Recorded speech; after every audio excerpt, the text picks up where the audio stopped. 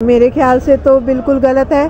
अगर जैसे नेट का है तो वो तो हम सब पेरेंट्स कहते हैं कि नेट को कम यूज़ करना चाहिए, इसी वजह से गवर्नमेंट ने कुछ डिसीज़न लिया होगा, बहुत तो नहीं पता।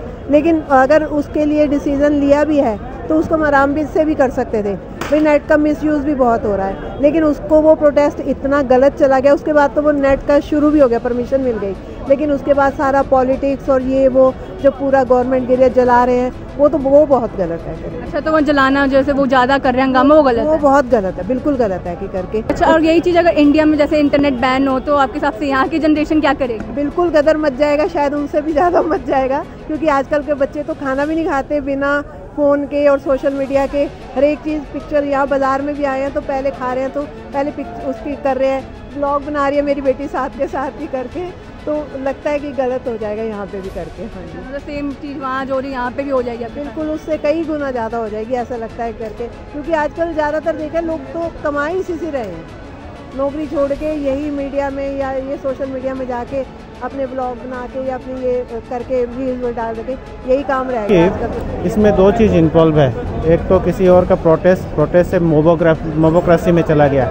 डेमोक्रेसी हो तो कुछ और तरीका हो सकते थे, और जेनजी का मतलब अभी जो हो रहा है, इनको कौन लीड किया? कोई तो लीड किया, और इस लीड में जो करप्शन के अगेंस्ट किया है वो तो सही है, लेकिन जो डिस्ट्रैक्शन हुआ है, उनका खुद का पार्लियामेंट हो, उनका खुद का रिजर्व बैंक हो, उनका खुद का पब्लिक प्रॉपर्टी हो, ये तो सही नहीं है। और अगर यही चीज़ अगर इंडिया में बैन होती, इंटरनेट बैन होता, तो कितना कुछ हंगामा होता आपके हिसाब से? हाँ, इंटरनेट बैन एक ऐसी चीज़ है जिसको हमें समझना पड़ेगा कि ये हम किस लिए इस्तेमाल कर रहे हैं। सबसे पहले सोशल मीडिया हम सब इस्तेमाल करते हैं। इंटरनेट बंद इंडिया में कई बार हो भी चुके हैं, असम में हो चुका है, देश में हो चुका है, कई ऐसे प्रोटेस्ट के समय में। जब मणिपुर में भी शायद अभी भी पाबंदी है। हाँ। ये सब बंद ऐसे नहीं किया है कि उनको वो इसलिए बंद किए क्योंकि उनको लग रहा था कि वो उनके विरुद्ध बात कर रहे हैं। There is a reason for which they were trying to use the social media to make awareness और protest it there. So if it happens in India, it is a bit chaotic.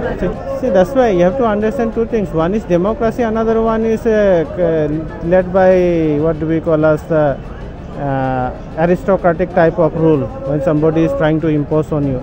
Freedom of speech is given to everyone. So when we use it, we have to use it properly. And somebody is trying to use or block our freedom of speech, then there are ways and means.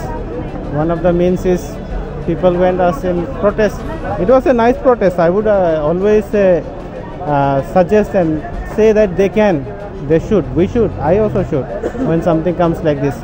But it should not turn to mobocracy. Mobocracy is the most dangerous thing that I see. Protest की वजह से कितने लोग मर भी गए वहाँ पे, आपने देखा होगा? बहुत लोग मर गए शायद। एक न्यूज़ के हिसाब से तो 19-20 ही बोलते हैं, लेकिन एनी मोबोक्रेसी, एनी प्रोटेस्ट के वजह से बहुत लोग मर जाते हैं। तो हमने आम जनता ही जानी कि उनके नेपाल के जेनजी प्रोटेस्ट के बारे में उनका क्या कहना है। तो यही थी हमारी आज की वीडियो। बने रहिए हमारे साथ ताज़ा खबर में।